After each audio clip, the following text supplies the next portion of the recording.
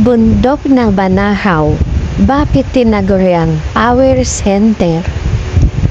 Bakit tinaguriang Power Center ang bundok ng Banahaw?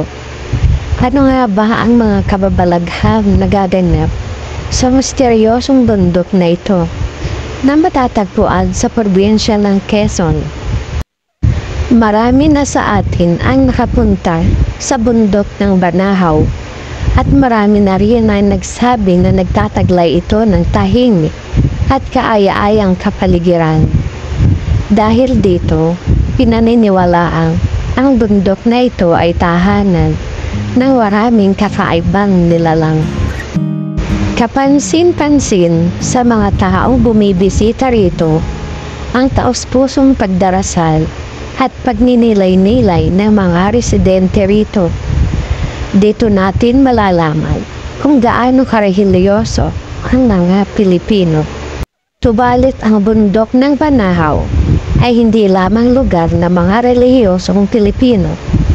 Ito ay isa ring favorite spot ng mga sensitibong grupo na siyang nakikipag-ugnayan sa iba't ibang mga uri ng mga nilalang. Sa kabundukang ito, panininiwalaan nagpapakita ang mga fireballs, engkanto, UFO, at iba pang mga uri ng elementals. At syempre pa, hindi rin kailangang kaligtaan ang spring water na nanggagaling sa salamin bubong na isa sa mga magagandang spot o lugar sa bundok ng Banahaw. Sa literatura ng esotero, sinasabi na ang ating planeta, mga bituin, kometa, buwan, at iba pang konstelasyon ay hindi lang basta-basta yari sa bato. Mayroon ding buhay ang mga ito na umiikot sa paligid ng tinaguriang Great Central Sun.